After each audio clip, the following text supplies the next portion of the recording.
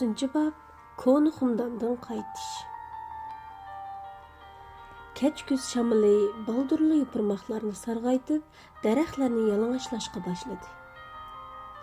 Ostona qishning tayyorlik uchun aldiravatdi. Tumirchilik korxonasidagi bola ishchi Pashaxon ustisining yaxshi yordamchisi bo'lib qolgan edi. Uning qo'li birdan bekor turmaydi. O'ziga belgilab bergan ish tugab, ozroq orom oladiganga vaqt chiqsa, berib boshqa ustalarga yordamlashatdi. Ularning ichadigan suyini to'shib, uşaq ishlarni qilishib beradi. Shunga uningga ustasila emas, korxonadagi hammaylar amroq bo'lib qolgan edi. Bugun chorshanba bo'lg'achqa, ustasi Pashaxonni balduroq qaytib Akbarxonning yeniga berib, savoq elib olishini buyurdi.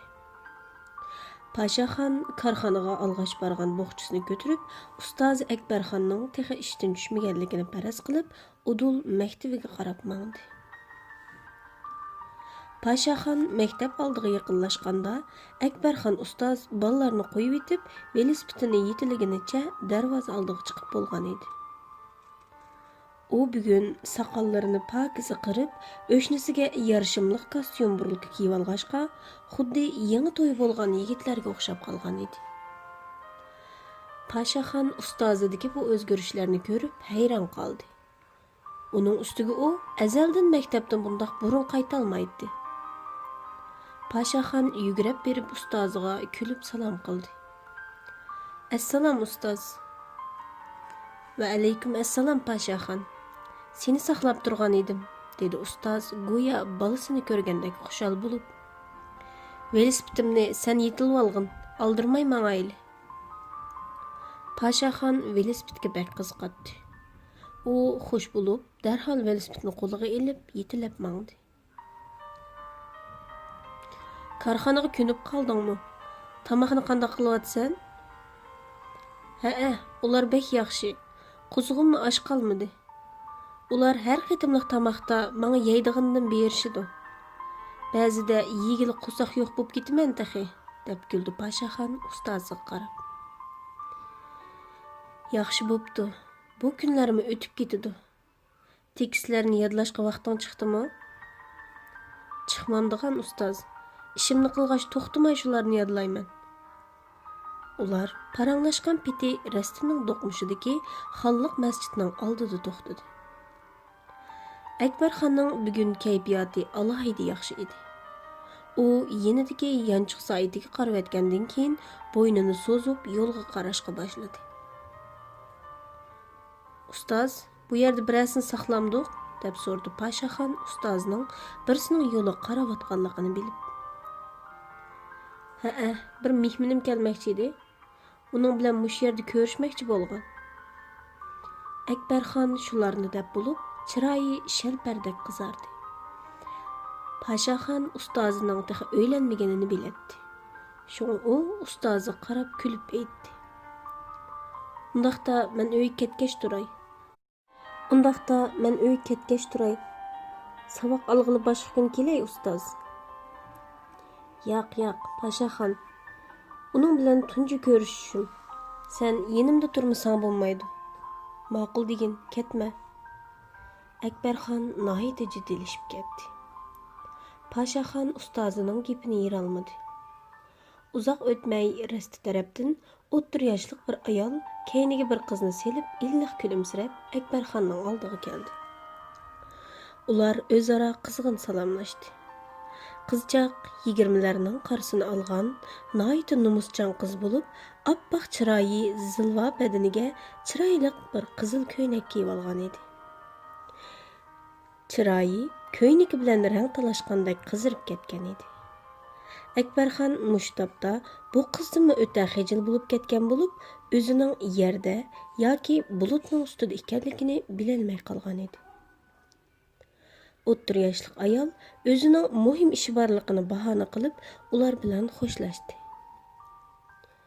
Uchaylan masjid oldida un-tinsiz birdam turgandan keyin Zirak Pashaxon aradagi jimjitlikni buzib, ustozi Akbarxonga yordam qildi.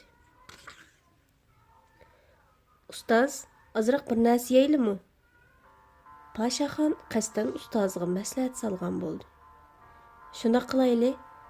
Bu gap Akbarxonga yog'dak yoqdi. Sening nima yeging bor? Nim bo'lsin mayli. Ish qilib, ochamning yegisi bor nemaylimi? Dedi Paşaxon yenidagi chiroyli qizga yer yuzidan qarab. Qiz chechini o'ynab, yerdan ustun qaramaydi. Undaqda Qurbon hojining oshxonasiga borayli. Shu yerning tamqi yomon emas. Qiz kulib ularga ergashdi. Ikkaylan yo'l bo'yi gap so'z qilishmadi. Paşaxon velosipedni yetlab, ularning keynidan mangdi. Ular faqat Qurbon hojining oshxonasiga berib, g'izolanish jarayonida ondan oz-to'la paranglasha oldi. Ikkaylan bir-birini yoqtirib qolgan edi. Ular xuddi to'yi bo'lgan bir jup qiz yigitdek chiroyidan kulki ketmagan holda oshxonadan chiqdi. Lekin mush chog'da kutilmagan bir ish bularning kayfiyatini buzdi. Oshxona oldidagi ko'chada ikki rus bir-birini yo'lab mengayotdi. Buning biri yosh yigit, yana biri yoshchi cho'ng, yuzlarini seriq burtut soqol qoplagan, kiyinishi qattiq pozur bir er kishi edi. Yoshchi cho'ngi ehtimol cho'ng savdogar yoki katta boy bo'lsa kerak. Yosh yigit bu qerimasning to'xtamay tillashlariga, pat-pat to'xtab yuziga shaplaqlab selishlarga chidab mangmoqda edi. Ko'chadagi kishilar bu ikki masga yo'l berib, ko'chani bularga o'ngchi qo'yib berdi. Ular o'ng-so'lga dasab, yili kulib, yili vaqirab degidek, qo'lidagi quruq vodka shishisini kishilarga atqili qo'pqandek qiliqlarni qilib, Qurbon hojining oshxonasi oldidan o'tib ketayotganda, Akbarxon qatorliq uchaylan oshxonadan ko'chaga chiqib qoldi. Ular bu ikki masni ko'rib, yonga o'tib, ularga yo'l berib turdi. Shu asnoda qerimasning ko'zi Akbarxonning keynida mukib turgan qizga tushib, hijoyg'inicha bir nimalarni deb Akbarxonning oldiga daldangishib kelib, qizga qo'lini sundi. Akbarxon masning qo'liga birini selib, uni keyniga ittirib etdi. Qerimas keyniga bir qancha qadam daldangishib, yana yuzini qilin qilib, bu yerdan ketkilayotgan Akbarxonning oldiga yejiyib kelib, uni kuchab ittirib etib, keynidagi qizchaqning qo'lini tutib oldi. Akbarxon ko'nglida bu qerini har qancha past bo'lsa-mu, bunday qiliqlarni qilib yurmas deb o'ylagan edi. U bu ahvolni ko'rib, chaqmoq tezligida qizning qo'lidan tortibla qerimasning semiz yuziga kelishtirib bir qachat soldi. Bir yanda o'yin ko'rib turgan yosh mas yigit xo'jayinining musht yeganligini ko'rib, o'zini Akbarxonga otdi. Akbarxonmi bo'sh yigit emas edi. Hayt-hoytdigicha Akbarxon bu ikki masni ko'chaning bir yanidagi yundi katikaga qistab opirib, mush peshvolari bilan katakning ichiga chingdib etdi. Atrofda qarab turgan ammo Akbarxonning qo'rqmas botirligiga opirin o'qib chavoq chelishib ketdi. Shu chaqda ko'chaning nerisida amonliq saqlag'uchi ruslar pushtaklarini jelishib, oli tag'il vaqirg'inicha jidal chiqqan tarafga qarab yugurib kelishdi. Akbarxon darhol yenidagi qizni uning unimig'iniga qaramay majbur qochirib etdi. Bir qism askarlar yugurib kelishgunicha yunda ozgilidan chiqolmayotgan ikki masni taslikda yulab qo'purdi. Yana bir qism askarlar qichishga ulgurolmagan Akbarxonni yosh masning katak tuturib ko'rsatish bilan tutib oldi. Qerimas o'rnidan turib daldang'ishigunicha chambarchas bog'langan Akbarxonning oldiga devaylab bordi. Ikki yana qarab, yana heliqi qizni izlashga boshladi. Qizni ko'rolmagandan keyin bir nimalarni deb achchiqlanib, Akbarxonning yuziga shapaloq bilan urishga boshladi. Askarlar ruslarga tayoq salg'iningga to'y degandek Akbarxonning shapaloq yeyishiga qarab kulishib turadi. Akbarxonning ko'z ishoratiga bo'ysungan Paşaxon bir yanda mushtini tugib, achchiqni yutgan holda g'azab bilan qarab turadi. Tuyuqsiz qerimas, yenida kulib turgan bir askarning qo'lidagi miltiqni tortib elib, uni batlabla Akbarxonga qartib tepkini bosdi. Angacha yenidagi Paşaxon hushyor kelib qilib, etilg'inicha qerimasning qo'lidagi miltiqni qo'li bilan osmonga ko'tarib ulgurdi. pang qilgan ovoz bilan ko'chadagi kishilar patparaq bo'lib ketishdi. O'q osmonga etilgan edi. Askarlar Qerimasga yalvorgandek nurg'un gaplarni qilib yurib, uning qo'lidagi qurolni ming taslikda elib olishdi. Pashaxonning harakatlariga zan silib turgan ilqi yoshroq chalamas Pashaxonning Akbarxon bilan birga turganligini ko'rgachga, uni tunib olib askarlarga bir nimalarni dedi.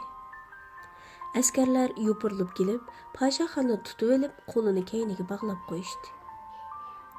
Shu asnoda Qerimas Pashaxonning ishni buzganligidan norozi bo'lib, Akbarxonni yeb ketgudek alpozda turadi.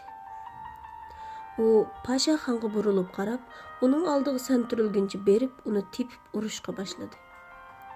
Cho'ng odamning tepikiga bo'lolmagan Pashaxon yerga yiqilib tushdi. Qerimas uni kuchab dassashga boshladi.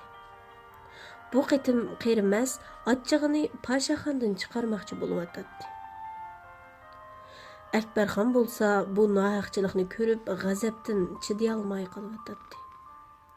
Va diqqatsiz turgan askarning qo'lidan yo'lqinib chiqib, Qerimasni rosa kelishtirib birni tepdi. Qerimas xuddi to'ng'izdek qarab, rezinkadek yiqilib qoldi. Askarlar Akbarxonni to'plashib urishga boshladi. Xaloyiq bu rahimsizliklardan yoqasini tutishib, tövbe qilishdi.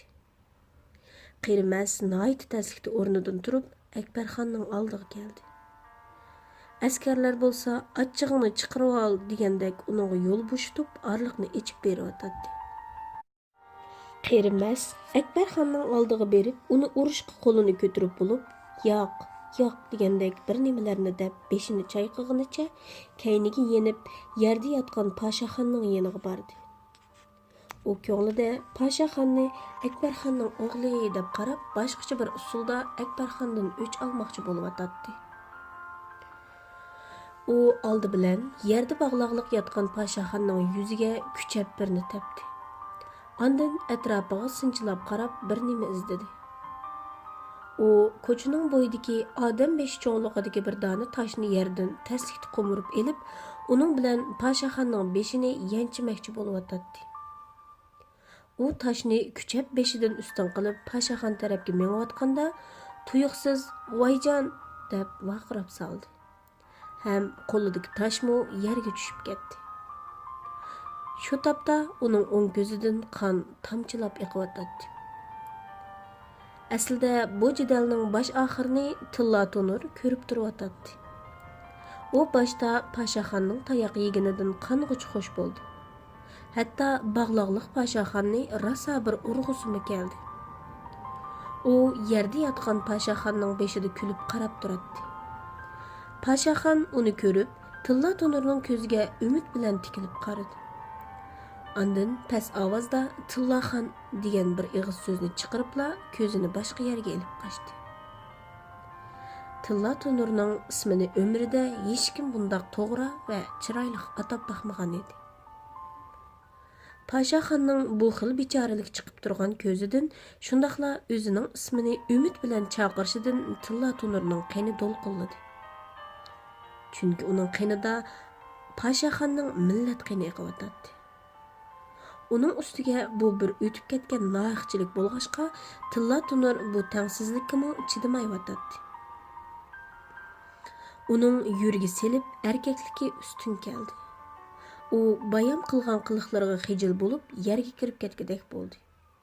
Shuning bilan kayniga yenib, yandagi do'stlarga bir nimalarni deb chekilib, bu yerdan shu an ayrildi.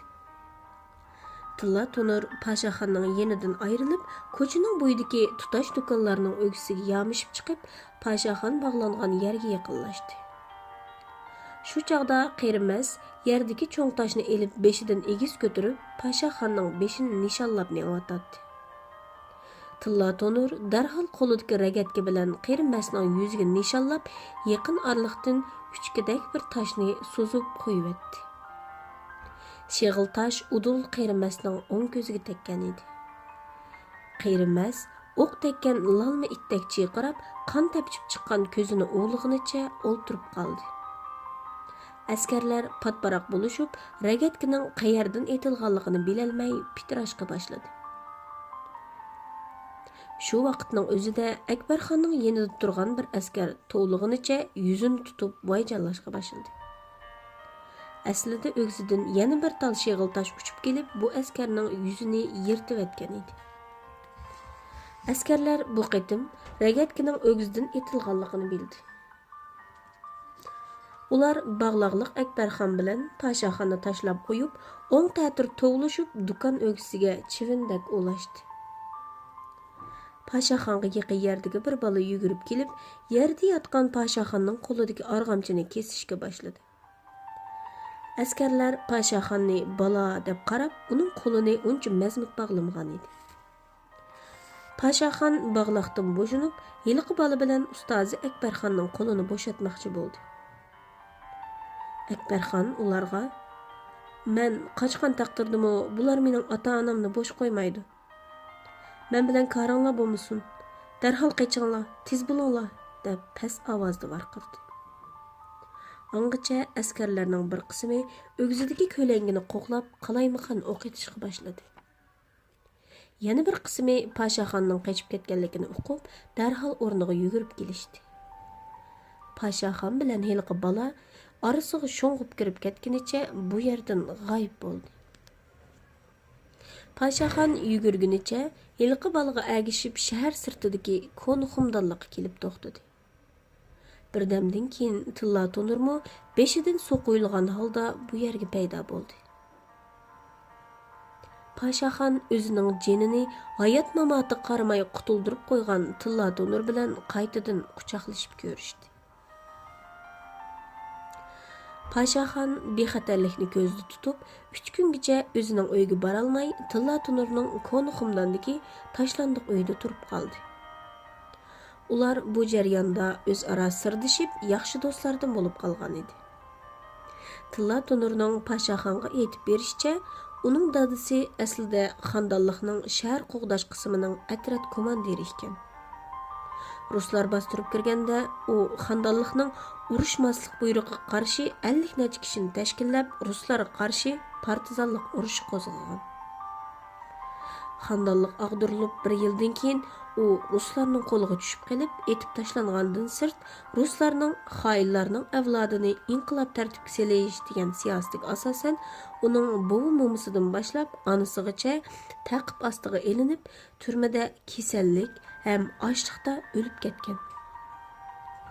Tillaxon o'chog'da aron 2 yoshda bo'lib, onasi uni Yiroq sahrodagi bir tog'isiga berib etgan. Lekin tog'isining ayoli ichi zahar ayol bo'lg'ashqa, bu bola hamon beshimizga balo bo'ladi deb qarab, 2 yoshli Tillaxonni shaharga tashlab etib, bola yutib ketdi deganni bahona qilib ishni tugatgan edi. Keyin Tillaxon ko'ch-ko'ylarda so'qilib yurib 6 yoshga kirganda dadasining ko'ni sabdishi Tillaxonning izdirgini qilib, uni ko'chadan uyga qaytirib akilib, oila mehrini yetkazgan. Lekin rahimsiz vabo bu oila kishilarini dunyodan elib ketgan. Tillaxon bo'lsa, yanala avvalgidek yetimlik ko'chasiga qaytgan edi. Tilla Tonurmu bu gaplarni mana mush kishidan anglagan ekan. Pashaxon uning bu ichinishli qismatlarini anglab, ruslarning zo'ravonligiga qattiq g'azablandi. U mush tapda ko'ngliga bir xiyolni pukkan edi. Lekin u Tilla Tonurga bu gapni hozircha aytmaslikni o'ylashdi. Tillaxon, ko'nglingni yerim qilma. Har ikkilimizni bu kunga duchor qilgani mushu ruslar, dedi Pashaxon ko'zlarida g'azab o'ti chachirtib. Qarab tur. Ular hamon jajisini yeydi. Ba'zida o'ylab qolaman. Meningmi ota-onam hayot bo'lsa, meningmi uyim bo'lsa, menmi boshqa bolalarga o'xshash maktabda o'qisam, ularga o'xshash kitob o'qishni bilsam, xat yoza olsam deyman. Lekin bular hech qaysi menga nasib bo'lmadi. Men odamlardan bakla nafratlanman. Men ularga o'ch Pashaxon, dedi Tilla Tonur qo'lida o'ynab o'ltirgan ragatkisining razinkisini bayroq barmog'iga chang yo'gab turib. Deginingga aytmoq to'g'ri. Ammo hamma odamlarga o'ch bo'lsang bo'lmaydi. Hammasining boshlanishi yana shu ruslar. Ular ha desa, qulluq tuzumni yo'q qilib, sizlarni ozod qildik, tengsizlikni tugatib, adolatni tikladik deb jar selishidi. Qaysi kuni bo'lgan ishni o'z ko'zing bilan ko'rding. Ularning nazarida ruslardan boshqasi odam emas. Ular bizni hayvonning o'rnida ko'radi. Faqat ruslarla bizning dushmanimiz bo'lishi kerak, Tillaxon. Tilla Tunur bir umr yetimchilikning dardini ko'p tortgan, kishilarning xorlab kamsitishlariga ko'p uchragan bola bo'lganligi, uning ustiga ota-ona tarbiyasiga erishib baxmagan yoki maktab qarisi ko'rib baxmagan bola bo'lganligi uchun u ashu jamiyatdan, ashu odamlardan nafratlanadi. Uningda diniy aqida degan narsa yo'q edi. Nimaning gunoh, nimaning savob bo'ladiganligini bilmaydi. U faqat bir kunlik qo'rsoq g'amini hal qila olsa, boshqa ishlar bilan kor bo'lmaydi. Shunga Pashaxonning degan gaplari uning ideyasidan ancha o'tib ketmadi. Pashaxon, sen ajab maktabdagi muallimlardek gap qilg'il turding. Bir qitim men sinf eshigining yo'chug'idan muallimning bolalarga mushundaq tushuniksiz gaplar bilan dars o'tayotganini anglagandim. Lekin sen bizni keyin tushunib qolsan. Bo'pti. Bularni keyin deyishayli. Men endi korxonaga berib baqaymikin? To'xta, oldirmag'in. Bolalar o'lja olg'il ketdi. Ular sening uyingning ahvolini tinglab baqmoqchi bo'lgan. Ular bir kelsin, andan bir nim deyishayli. Shundaq qilib, kechga yaqin 5-6 bola, ba'zanlari pul puchak, ba'zanlari yeydigan non, to'qach, yana ba'zanlari go'sht, to'xu degandek narsalarni ko'tarishib paydo bo'lishdi. Tilla Tunur oldi bilan naq pullarni sanab yanchiqqa soldi. Ondan qolgan o'ljilarni dasturxonga tizib maza qilishga boshladi. Qo'rsqi ichib ko'karab ketgan Pashaxon 3 kundan beri bularning dasturxoniga daxil bo'lib kelgachga hech tortinmayla to'g'ining bir parchag'i bilan bir nonni qo'liga elib yeyishga boshladi. Arliqda Tilla Tunur bolalardan Pashaxonning uyining ahvolini surishti qildi. Bolalar biror normalsizlikning yo'qligini aytdi. Shuning bilan Pashaxon ular bilan ko'rishib turdiganligiga va'dalashib, qosh qarayganda bu shamol o'tishib turdigan ko'ni uydan ayrildi. Pashaxon uyiga berib toza bir yuyinib olgandan keyin aromida uxlab, atisi atigan joy namozida o'ltirib, Qur'on o'qish xumarini bosdi. Ondan korxonaga qarab yo'l oldi. Ustisi uni necha kundan beri ishga kelmaganligini so'raganda, o'zining zukam bo'lib yetib qolganligini aytib. Qaraganda ustisi Akbarxon to'g'riliq biror xabar anglamagandek qiladi. U ishdan tushib Udul ustozi Akbarxonning uyiga keldi. Akbarxonning ota-onasi o'g'lining texcha soqchi idorasida so'loq ekanligini, soqchi idorasida ishlaydigan bir tuqqunining hali ham ularning yo'lini mengayotganligini aytib, ko'z yoshi qilishdi. Pashaxon Qurban hojining oshxonasi oldida bo'lgan ishlarni yepidan yengisigacha ularga aytib berdi. Shu asnoda darvoza qiqildi.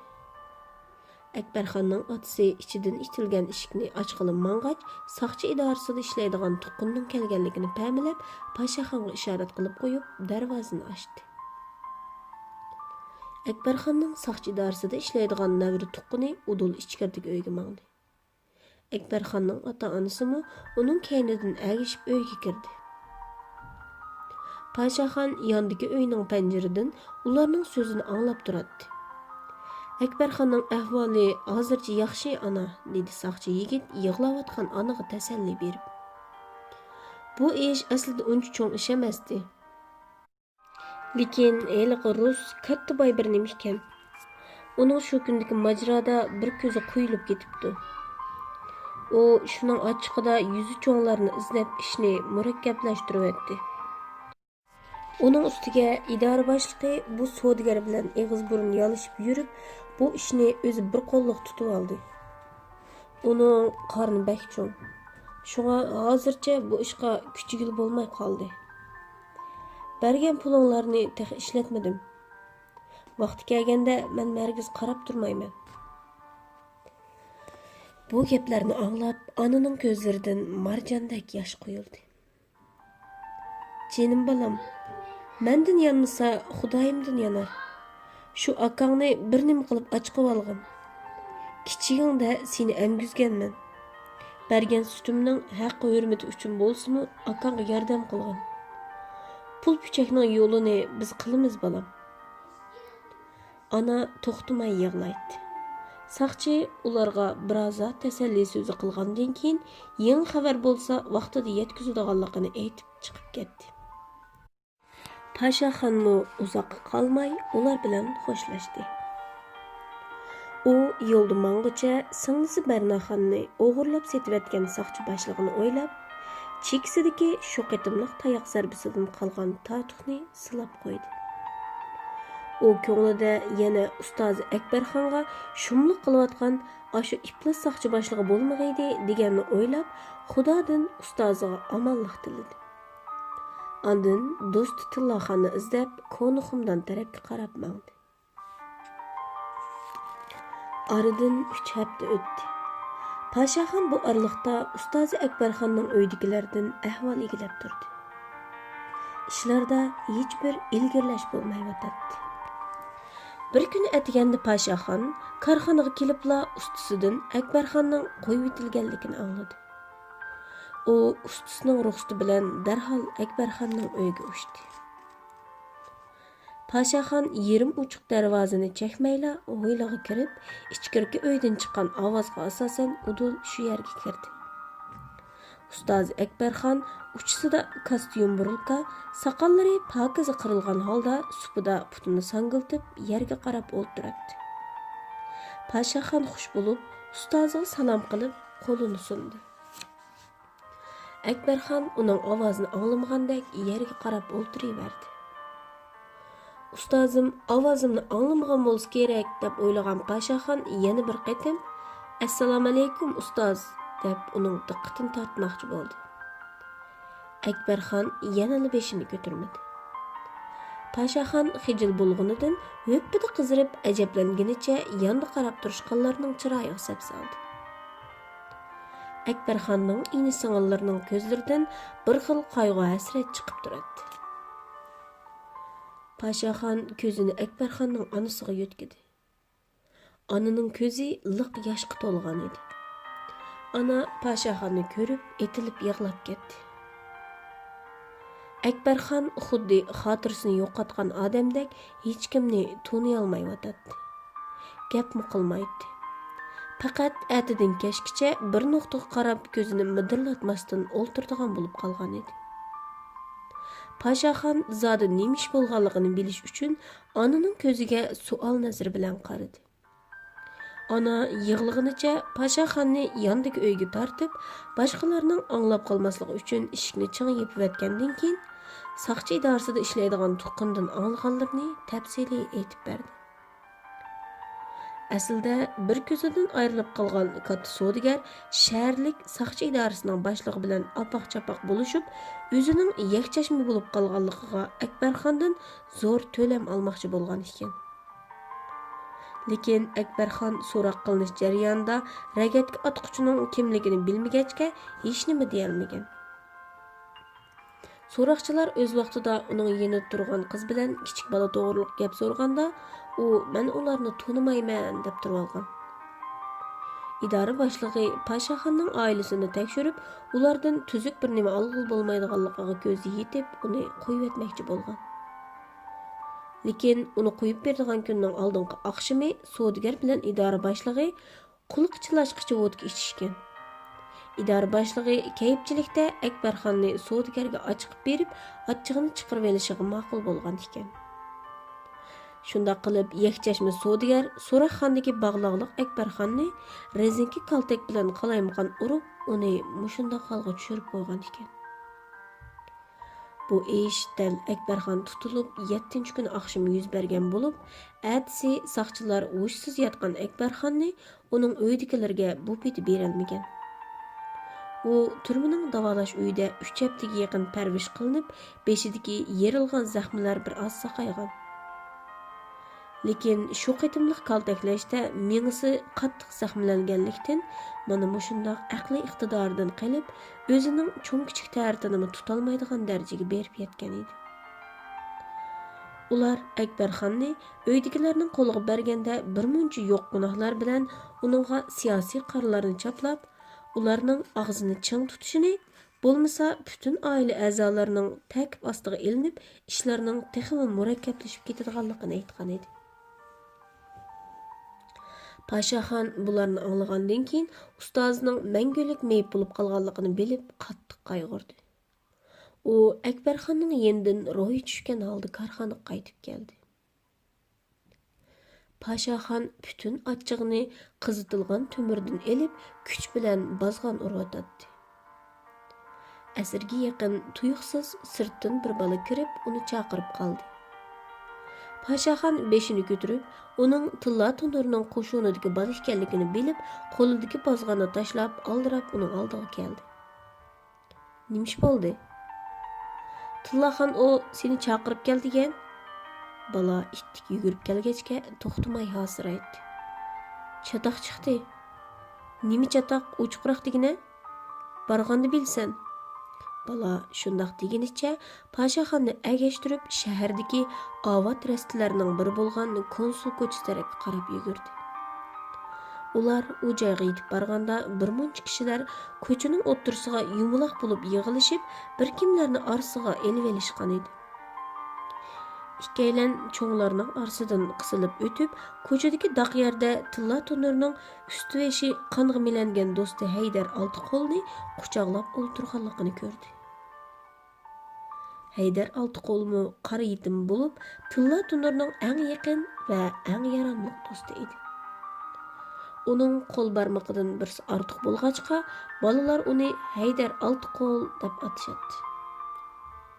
Uning garchi bir barmoq ortiq bo'lsa-mu, ko'cha rastalaridagi o'neri nihoyat qaltis bo'lg'achqa, oladigan o'ljusimi qo'shin ichida eng zo'r edi. Pashaxon yugurib berib, ko'zlari yumuqliq tamdak tatirib yotgan Haydar Oltiqo'lning sangilab qolgan qo'lini olqiniga elib, bu echinishli fojianing nima sababdan bo'lganligini bilish uchun Tilla Tunurga qaradi. Tilla Tunur Pashaxonga gap qilmadi. U quchug'ida qon sirg'inidan behush yotgan do'stining chiroyiga qarab, chekitdak qetib qolgan edi. Haydar Oltiqo'lning o'ng taraf biqinidan oqqan qonlar bulduqlab eqishdan to'xtab qolib. Aslida Haydar Oltiqo'l konsul ko'chasidagi rus tamoqxonasidan qaytib chiqayotgan bir rus ayolning so'mkasiga qo'l selib, portmalni o'ngishliq sug'urib, 10 necha qadam nerisiga bormay, kaynidan uning eri ko'rib qolib, yenidan bir tal naganni chiqiribla uning kaynidan o'q uzgan edi. O'q uning bel qismidan teshib kirib, oldi tarafidan chiqib ketgan. Bu jarayonda uning jigiri og'ir darajada yerilib ketgachga, naq maydondala behush bo'lib yiqilgan. Bu er kishi aslida yuqori darajalik rus harbiy amaldor bo'lib, Haydar Oltiqo'lni etib etgandan keyin ayolini biqiniga qistirib, hech bo'lmagandek bu yerdan qaytib ketgan edi. Tillaxon, uni doktorga apirayli, tez bo'lg'in, dedi Pashaxon Haydar Oltiqo'lning bilinar-bilinmas tiniq elayotganligini his qilib. Pashaxon, hamma ish tugadi. Baya doktordan birisi ko'rib bo'ldi. Tilla Tunur gapining oyog'ini deyolmadi. Doktorma? Doktor nim dedi? O'q uning jigirini yerib yetibdi. Doktorga borganning foydasi yo'q ekan.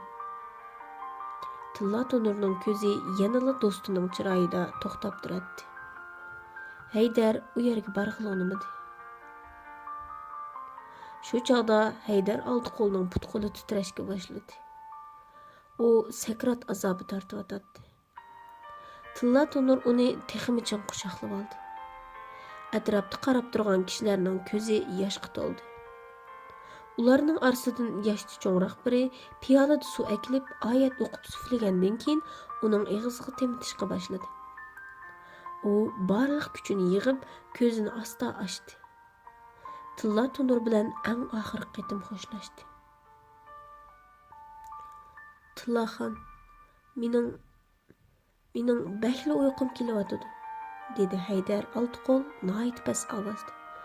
O'zini quchoqlab yotgan Tilla Tonurga qanmagandek qarab. Xulg'in Haydarbek, men yeningda. Tilla Tonurning ko'ziga mo'lladi yosh keldi. Tillaxon, yanchiqimda bugungi pullar bor. Oqshom bek to'ngdim. Sizlarmi to'ngdinglarmi? Bu pullarga ko'mir olayli. Ma'qul Haydarbek, bugun cho'qim ko'mir olamiz. Tilla Tonurning ko'zidan taramlab yoshlar to'kilyotdi. Men to'lab ketdim. Mesh ko'mir soldingmi? Shundoq ko'mir soldim Haydarbek. Men issiqlab ketdim. Bizning oxiri mishimiz bor bo'ldi. Ko'zga yosh ilib turgan Pashaxon chapinini selib, qon ichida melinib yotgan Haydar Oltiqo'lga yepib qo'yib, uning qo'lini chang siqdi. Tillaxon, qo'zg'im bak ichib ketdi. Haydar Oltiqo'l gipining oyg'ini demoqchi bo'lib kuchab baqdi. Ammo og'zini midiriltolmadi. U ko'zini rosa bir yo'g'on ochdi-da, beshini bir yonga tashlab etdi.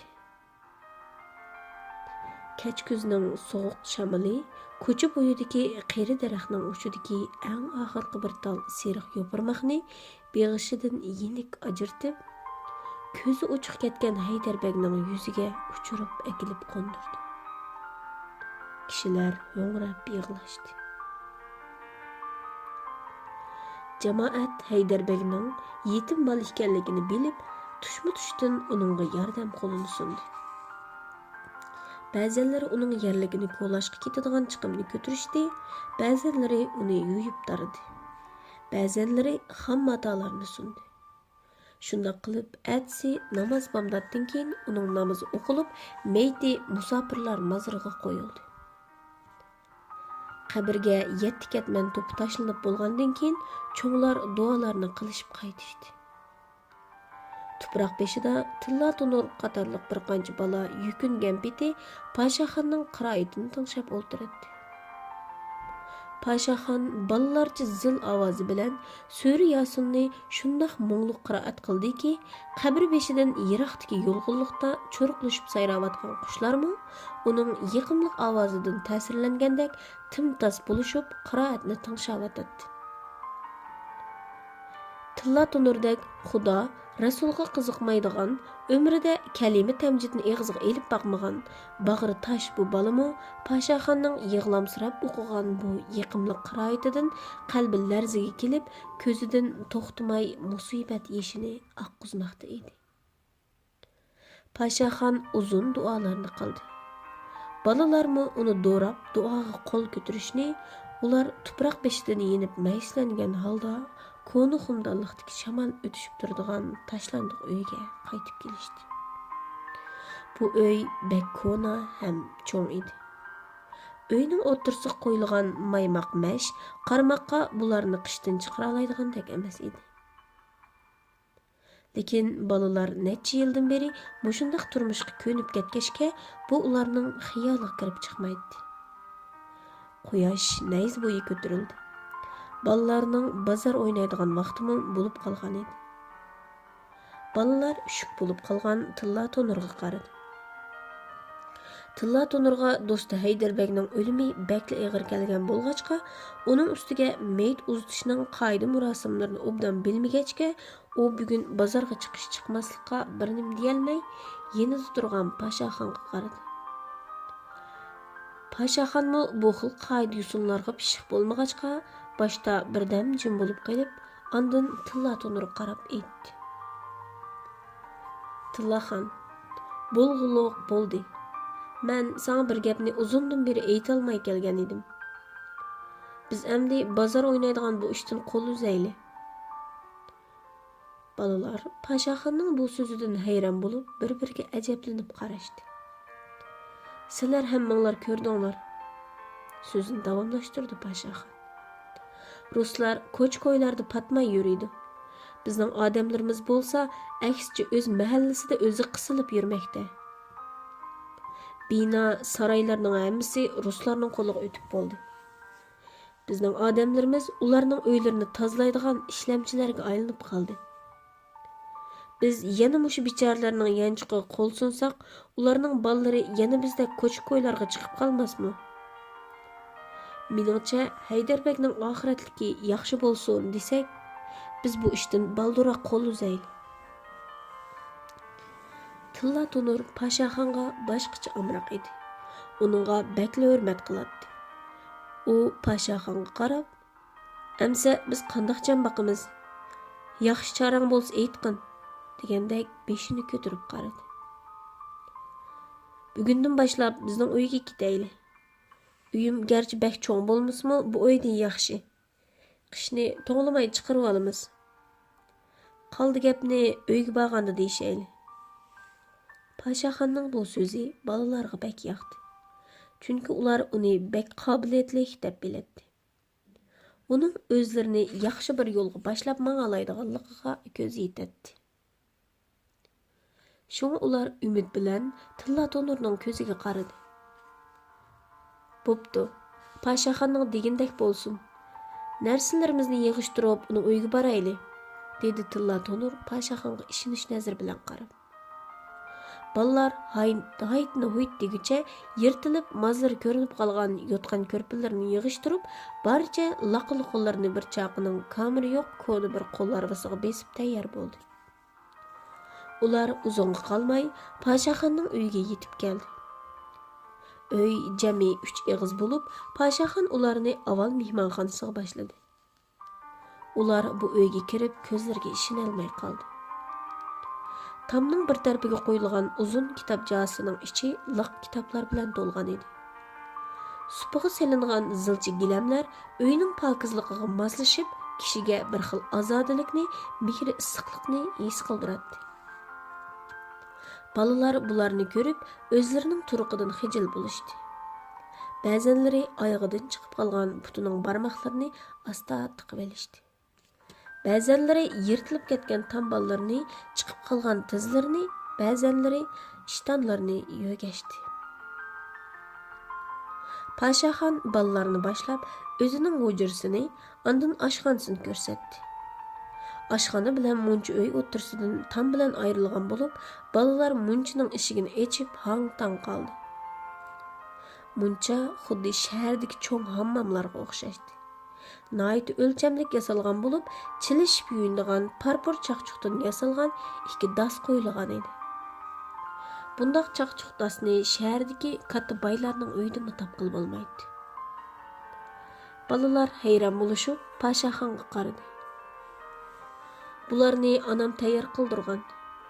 Birini anam ishiltatdi, birini maxsus men ishiltatdim", dedi Pashaxon balalar qarab. "Amdi suv isitib, hammanglar navbat bilan mau bir dasta yuyininglar. Ondan bozorga chiqib narsa setib olamiz."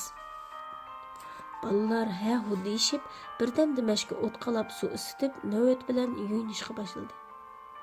Tilla Tonur Pashaxonning bu hashamatlik uyiga qarab ko'z oldidagi bu ishlarni toza tushunolmayotdi.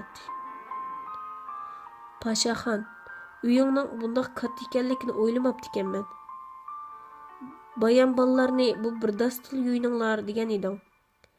Sababini deb bergina", dedi Tilla Tonur Pashaxonga tushunmaslik nazar bilan qarab.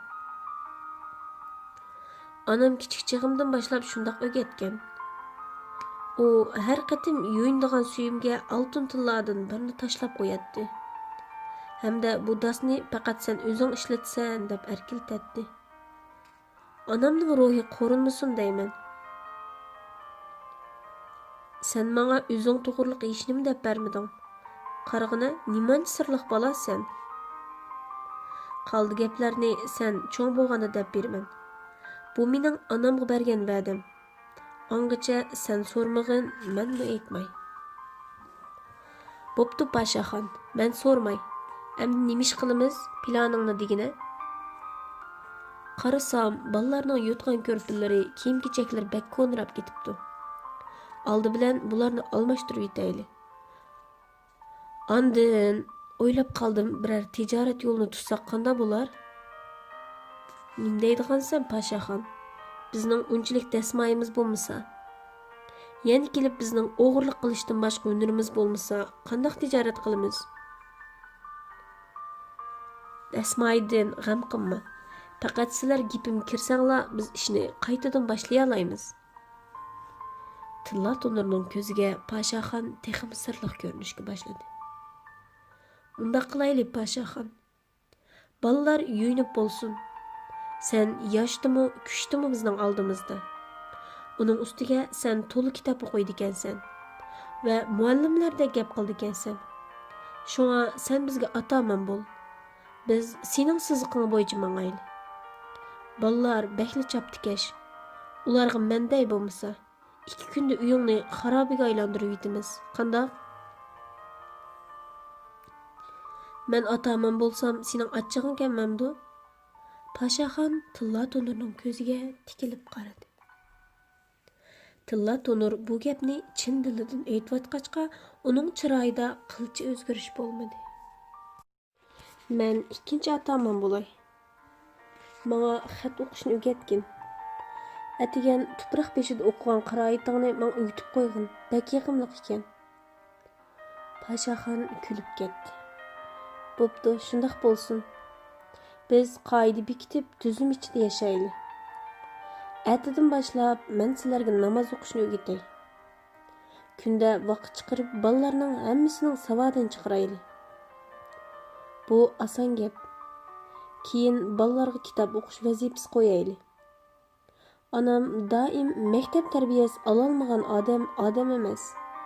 Maktab kirolmagan odam kitob o'qishni o'ziga 3 vaqt g'izo yegandek odat qilib olish kerak. Bo'lmasa tirilganda Allohning oldida ko'zi ko'r bo'lib qopidi deydi. Do'stlaring gap anglarmi, Tillaxon? Uningda chatoq yo'q. Balalar gapimni anglaydi. Sho'g'inisi bularning chiqimini qanday qilib tuzlaymiz? Endi buni deyishayli. Men ishlagan yerda ishchi kam emas. U yerga odam olmaydi. Qarasam shaharda 2 xil ishda odam qisgan. Biri gizli sotadigan ish, yana biri oyoq maylaydigan kasbda. Balalarning oyog'i yenik, tushdan burun gazitni ko'cha-ko'ylarda tovlab yurib sotayli. Tushdan keyin muqim bir yerda o'ltirib gazit sotqach maylamchilik qilayli. Men hisoblab baxtim. Biz hergiz ziyon tortmaymiz. Sening chiqanda? Nima desam shu, Pashaxon. Mening sana deydigan yana bir gapim bor edi, deymi? Qani ayta.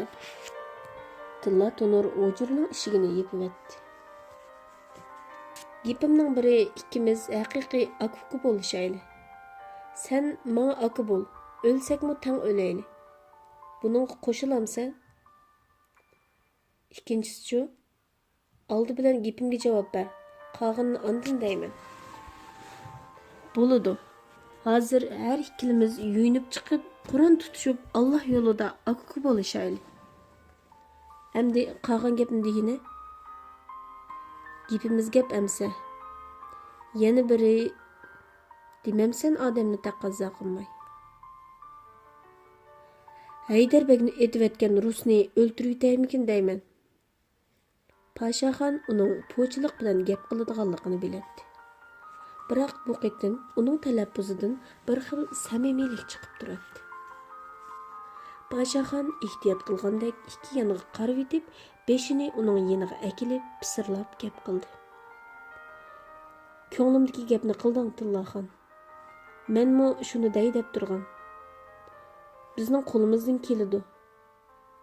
Bu bekli xatarlik ish. Hozircha ikkimizning orasidagi maxfiyatlik bo'lsin. Hech kimga tinmayli. Mening og'zim qarag'in. Biz cho'qim Haydarbekning qisosini olamiz. Ular bu gaplarni deyishib, nihoyat xushal bo'lishdi. Ondan yuyinib chiqishib, Pashaxonning hujursida ikkilan ayrim joy namozda o'ltirishib, past ovozda Qur'onni quchoqlab turib, akuki bo'lishdi. Tilla Tonur balalarni yig'ib mehmonxona uyda qisqa bir yig'in ochdi. Balalar, Biz bugündün başlap başqacha usulda kun ötküzümüz. Buningdan keyin hammamiz qoida tuzumda yashaymiz. Tuzumni akam Pashaxon chiqaradi.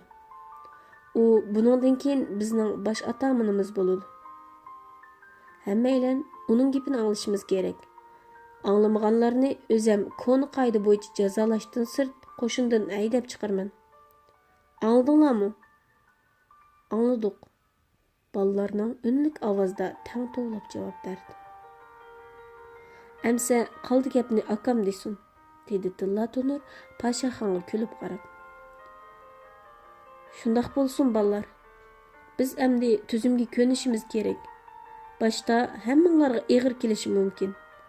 Lekin keyin hammamiz bunga ko'nib ketamiz. Gapimiz gapmi? Gapimiz gap Pashaxon, dedi balalar jo'shqin ovozda. Birinchidan, har qanday kishining narsa keraklarini o'g'irlamaymiz. Bir-birimizni laqam bilan atamaymiz. Biz garchi yetim bo'lsaqmi odam bolasi. Biz avval o'zimizni hurmatlashimiz kerak. Biz hammamiz bugundan boshlab bir oila kishilar bo'ldik. Shunga o'z oldimizga ixtiyoriy harakat qilmaymiz. Tushundinglarmi? Balalar xuddi kichik askarlardek Pashaxonning har bir so'ziga beshini lang'ishtib ma'qulligini bildirib o'tadi. Ikkinchidan, Pashaxon bu tuzumlarni oldin ola yezib yodlab olgandek bemalol o'tirib qo'ydi. Balalar boshdan oxiri tuzumga bo'ysunganligiga ifoda bildirdi. Tilla Tonur birinchi bo'lib yanchiqidagi yerim bo'lgan sigaret qepini chiqarib yerga tashlab puti bilan yanchidi. Boshqa balalarning yonida sigaret bo'lmasmi, lekin ular cho'nglarni do'rab tamaki chekatdi. Shunga ularmi o'zlarining va'dasini bildirish uchun Tillaxon dasigan sigaret qepini tang dasashga boshladi. Shundoq qilib kichik yig'in oxirlashdi. Ular koni qo'l aravasidagi yotgan ko'rpa qatorliq narsalarni tushirmay bozorga aldirab mengishdi. Pashaxon o'zidan boshqa 6 balaning qishliq kiyim-kechaklarini oyog'idan quloqchisigacha yangiladi. Andın yotgan ko'p sotadigan joyga berib, 6 kishilik yotgan ko'p setib oldi. Kechga yaqin butun savdo tugadi. Ballar xush bo'lganidan og'zi quliqiga yetdi. Ular uyga qaytib chiqishib, Pashaxonning kaynidan uning harakatini do'rab, shom va xuftan namozlarini o'qib bo'lguncha qozondagi varaqshib qaynayotgan go'shtmi pishib ulgurgan edi. Ular qo'rsqini rosa to'yg'izgandan keyin umridagi unutilg'usiz bu xushallik minutlardan hayajonlanib, xeyli uzungacha paranglashib uxlay olmadi. Mehmonxona uydagi qator silingan yangi ham yumshoq yotgan ko'plar balalarning uxlamag'iniga unamay, ularni shirin uyquga boshlab ketganda, Pashaxon o'zining hujrasida Tillaxon bilan texch paranglashib yetib Seni bekli chiqimdor qilib etdim.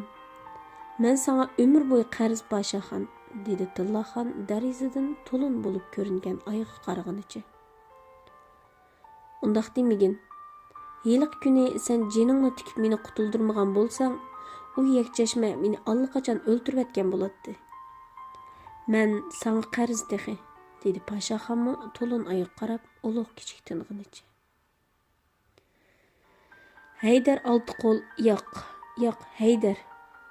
Haydar bey bu kunlarni ko'rgan bo'lsa, qancha xush bo'lgan bo'ladi. U qaysi kun oqshomda to'ngib ketib zodi uxlay olmagan edi. U mendan biz qachon issiq yotganda rahat bir yetib baqarmiz deb so'ragan edi. Bichora, uningga beklik ichim og'riydi. Tillaxon so'zlab etib ko'ziga yosh oldi. Odam deganni ho'l narsa Tillaxon. Biz atigan bir qerinishimiz yerga ko'mib qo'ydik. Kechdi bo'lsa, yana kulishib tamoq yedik. Biz taxi o'limning nima ekanligini obdan bilmaymiz. Ichingga bak ep ketmagin. Tunugungi maydonda bir qanchalar u ablahni tunib ekan. Ular uning cho'ng harbiy boshliq ekanligini, Turkmanistonning butun paxtallarini ashuning setib olganligini aytishdi. Paxtalarni? U harbiy turib paxta bilan apilshamdikan? Pashaxon jiddiy burilib Tillaxondan so'radi. Ularning deyishicha, paxta shirkati nomida hukumatning bo'lgan bilan amaliyoti mush ablahning ekan. Ular uni biladigan. Seningcha uni pash qilganning foydasi bo'larmi? Yo'q, Tillaxon. Pash qilganning foydasi yo'q. Ularning radioda aytganlari butunlay yolg'on. Ular xalqni shundoq deb aldaydi. Saqchi idorasimi ruslarning qo'lida. Navoda u harbiy bo'lsa, uning bir balani etibitishi hech qancha ish emas. U butun shahar xalqini etivatsimi hech kim uni so'rmaydi. Deganing-ku rasmikin deyman. Bu bozorga mas'ul saqchilarning boshlig'i atidan kechgacha vodka ichib yuradigan zaboy bir rus edi. U mendan haftada bir pul oladi. Berganimni ozjiq demay yanchiqqa selib bizni ko'rmasga soladi. Bu maxfiyatlikni bugun sana deb saldim. Qanday qilsak bo'la, kallamda o'ch elishdan bo'lak xiyol yo'q. Kallamga bir amal keldi. Hozircha mushni bo'lsin qilib baqayli Tillaxon. Meni qachon muhkam desan? Qur'onning oldida yomon bo'lmamdi. Degine qandaq amal o Pashaxon? Qur'onning oldida emas, Allohning oldida degan hukm. Sen mi Pashaxon demay, aka degine mundaq. Ular kulishgunicha quloqlarga pisirlashib, topgan amalidan xo'sh bo'lishib, uxlab qolishdi. Әтсі әтіген намаз бамдатының бірінші әзанда Pashaxon o'rnidan turib mehmonxonadagi tunigan kech qo'ygan mashning kulisini elib o'tqalashga boshladi. Tilla Tonur uning buncha sahar turib ketadiganligini bilmaydi. U Pashaxonning ballar yotgan uyda nima ish qilayotganligini bilish uchun yangi chapinini yepinchoqligicha mehmonxonaga chiqdi. Buncha saharda nima qilyapsan aka? Dedi Tillaxon mashtik o'tni puvlayotgan Pashaxonga qarab. Paskab qil, ular uyg'onib ketmasin, dedi Pashaxon ovozni pastlatib. Ha, bildim. Sen har kuni mushundaq vaqt o'rningdan turamsan, dedi Tillaxon paskab qilib Pashaxonning yeniga keldi. Shundaq, men tug'ilishimda onam meni bosh azonda uyg'otib ko'ndiribdi ekan. Aqlimga kelgandan beri bu men odat bo'lib ketganlik. Men azaldan ovoz chiqmasimi, mush chaqda uyg'onib ketaman. Tova, biz kun chiqqach uxlab ko'nib ketibdi ekanmiz. Musulmon bo'lmoq shuncha jafo ishkina. Buningdan keyin har kuni mushundaq chaqda turamdik. Albatta, kun chiqqach uxlaganlar u dunyoda Allohning jamolini ko'ra olmaydi. Anam shundoq degan. Sana eg'ir kelamdikan? Yo'q, shu uyqumizdan uyg'onmoq taskan. Ko'nib ketsan. Keyin men uyg'otmasammi, sen o'zing bizni uyg'otadigan bo'lib ketsan taxi. Ular kulishib o'ltirib, paranglarni qilishib bo'lguncha mashtik o't gurkirab ko'yishga boshladi. Pashaxon o'tunda qolgan o'tning cho'g'i o'chib bo'lguncha gurjakni elib ko'mirxonaga chiqib ketdi. Hey balla, hey o'rninglardan turinglar. Tez chapsan turinglar, namoz vaqti bo'ldi, dedi Tillaxon laydek uxlab yotgan ballarni qo'li bilan nuqib. Ballar uning gapini tinglash u yoqda tursin, bir-biriga putini artishib, texmi uyquga ketayotdi. Taladan kirgan Pashaxon bu ahvolni ko'rib kulib ketdi. Bo'ldi uyg'otmag'ina, bugun dastlabki kun, ballar qanig'ich uxlab olsin. Namoz vaqtiga yaqin uyg'otayli. Pashaxon shundoq degach, gurjakdagi ko'mirni mashki sharaqtib sardi. Namoz vaqtiga yaqin Tillaxon ballarni shapaloqlaganchilik qilib birma-bir uyg'otdi. Balalar esnishib o'rnidan turishib, tahorat olg'ili manganda, Pashaxon ularga tahorat elishning usullarini tafsiliy o'rgatdi. Shundoq qilib, 7 bala dastlabki kuni masjidga chiqmay uyda namoz o'qiydigan bo'lib, joy namozlarini selishib namozga turdi. Paşaxon sünnet namazını o'ziga qarab o'qishni buyurib, namoz o'qiyotganda bolalar joy namozda turib, bir-birining harakatidan kulishib, kulkisini to'xtatolmadi. Paşaxonmi ularning kulginini anglab, kulib selib namozini buzib soldi. "Hey bolalar, bu bo'lmadi. Astag'firullah shayton." Paşaxon bolalarga qarab tanbih bilan aytdi. "Bundaq qilsaq yomon bo'ladi. Namoz o'ynashadigan ish emas." Bolalar Paşaxonning qapoq turgunidan kulkisini to'xtatdi. Tillaxon og'ziga kelgan kulkini yutib etib, bolalarga texim unlik varqirdi. "Boshda kulgan qaysing? Yana mushundaq ish bo'lsa, ko'niximdan qaytishsan." Bolalar jim bo'lishdi. Mushtapda Paşaxonning o'zinimi kulki tutib olgan edi. "Bo'ldi bolalar, bugun jim o'ltirib mening namoz o'qiganimni ko'ringlar. Biz 2 haftagacha atigini masjidga chiqmay uyda o'qiyli. Bu halinglar bilan masjidga chiqsanglar, cho'nglar bizni qo'g'lig'idek. Ertadan boshlab birinchi azonda turib namoz oyatini o'rganamiz. Tunugin sizlarga degan tuzum bo'yicha navbatlashib o'rnimizdan turamiz. O't qalash, suv isitish, o'yla aram tozalash, tamoq etish deganlarning hammasini shu navbatchi qiladi. Chataq yo'qdi?" "Chataq yo'q." Kichik askarlar yana tang vaqirashdi. Shunda qilib Paşaxon bugungi namoz vaqtida ularga zerikmay namozning harakatlarini va tahorat elishning usullarini to'liq o'rgatib chiqdi. Ondan ularga birma-bir namoz harakatlarini qilg'il soldi. Paşaxon bugun ishga bormadi.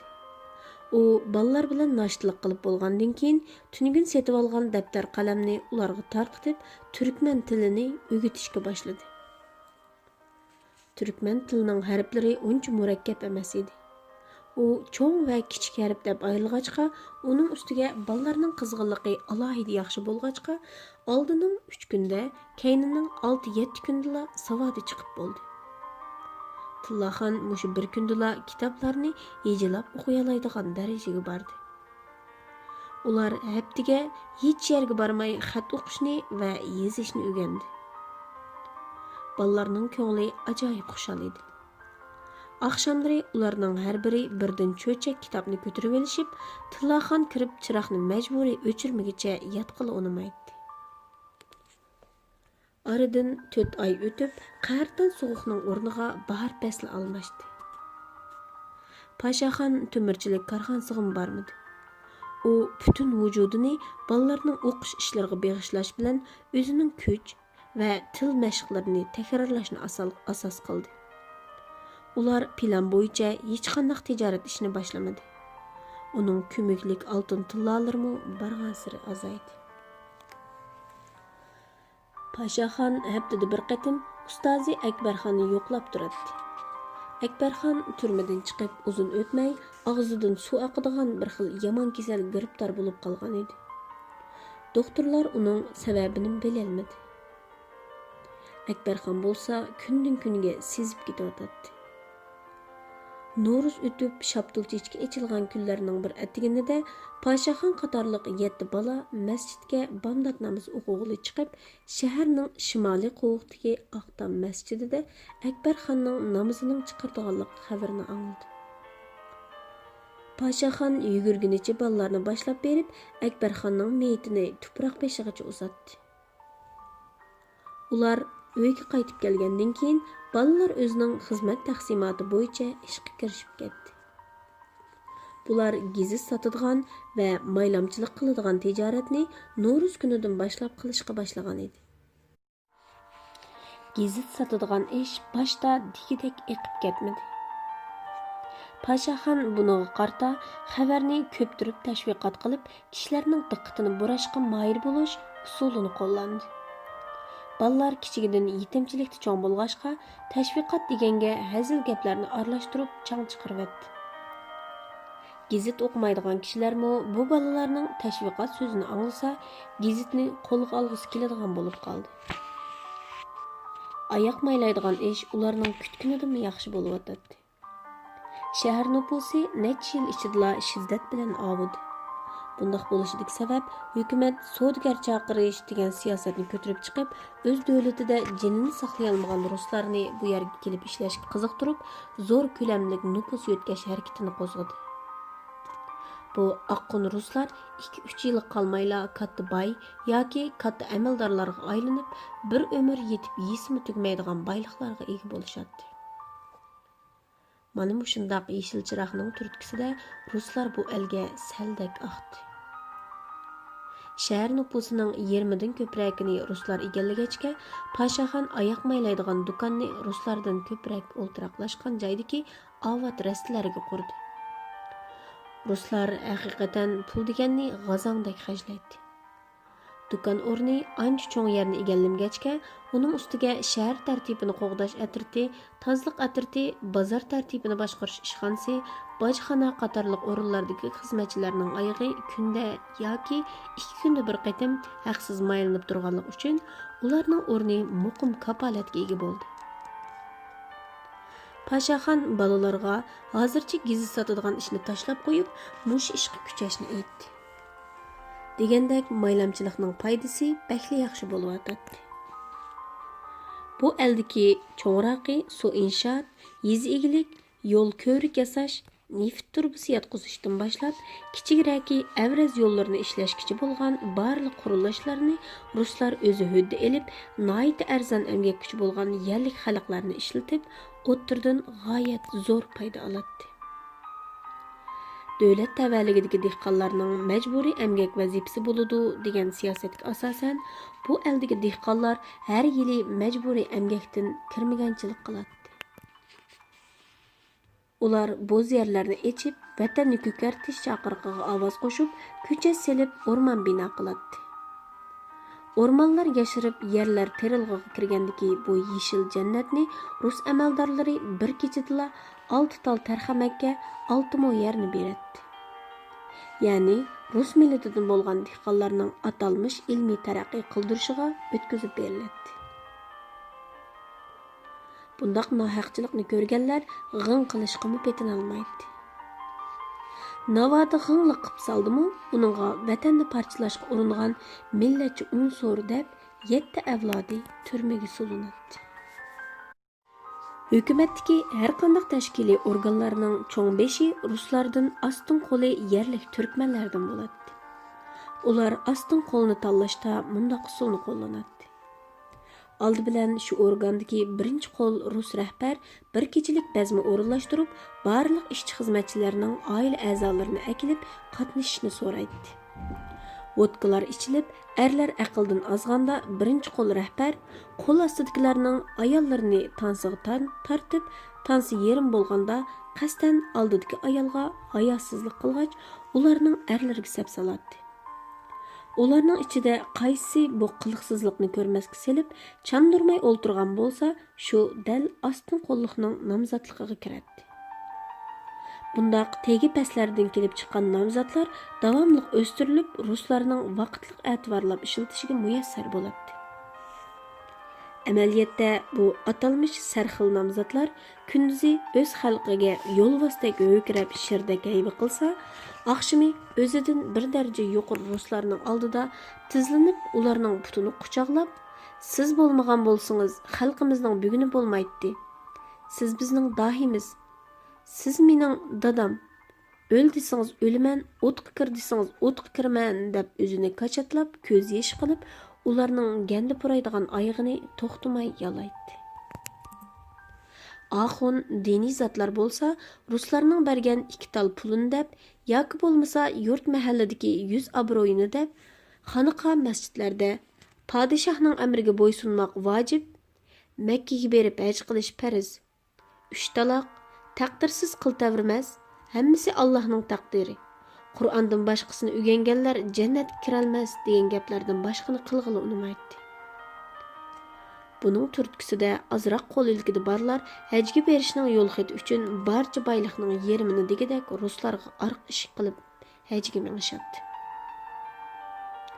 Yo'qsizchilikning dardida sapra bo'lib qolgan yoshlar yo'qilan ishlar uchun ha desa xotinini 3 taloq deb so'zini berib, uşaq balalarını ko'ch-ko'ylarga sarson qiladi.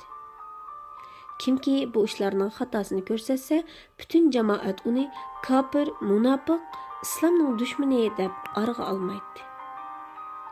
Turma o'g'ir qaroqchi bilan emas, ruslarning qilgan nohaqchiligiga qarshi bir ikki og'iz gap qilib salganlar bilan to'shib ketgan edi. O'g'ir qaroqchilar bo'lsa, saqchilar bilan og'iz burun yalishib, o'zi bey, o'zi xon bo'lib yurishadi.